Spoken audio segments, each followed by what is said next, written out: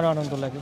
আমাদের মাননীয় প্রধানমন্ত্রী তারেক রহমান 1 মাসের উপরে হয়েছেন, প্রধানমন্ত্রী হয়েছেন। এর মধ্যে উনি বিভিন্ন চ্যালেঞ্জ মোকাবেলা করেছেন।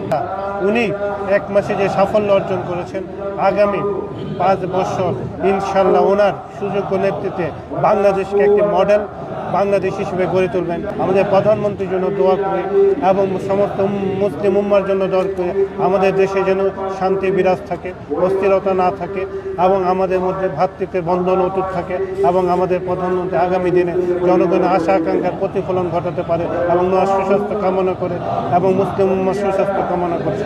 মাঠের ভিতরে জায়গা পাই নাই, তাই রাস্তায় জায়নামাজ বিছাইয়া বইছি। এতে কোনো কষ্ট নাই।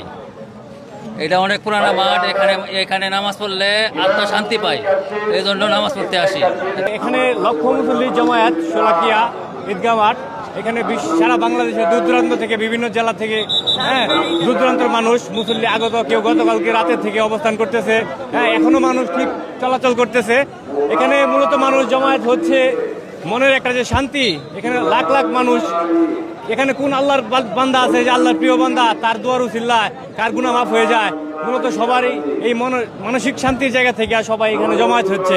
গরমে আরাম নিয়ে হবে না হাহুতাশ, ঘুরলে পরে ওয়ালটন ফ্যান বাতাস আর বাতাস।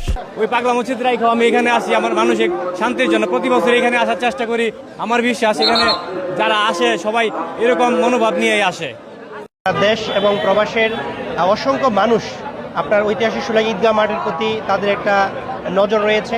তারা এই মাঠের ঐতিহ্যের সাক্ষী হওয়ার জন্য হয়তো আসতে পারে নাই, কিন্তু আমরা তাদের প্রতি মেসেজ হচ্ছে তারা পরিবার পরিজন ছেড়ে দেশের জন্য, মাতৃভূমির জন্য, মা মাটি মানুষের জন্য মানে প্রবাসী কঠোর পরিশ্রম করে দেশের মানুষের জন্য রেমিটেন্স পাঠিয়ে আমাদের দেশটাকে সচল রাখছে। আমরা প্রবাসীদের জন্য দোয়া করি, আল্লাহ তাদের প্রবাস জীবন বরকতময় করুক।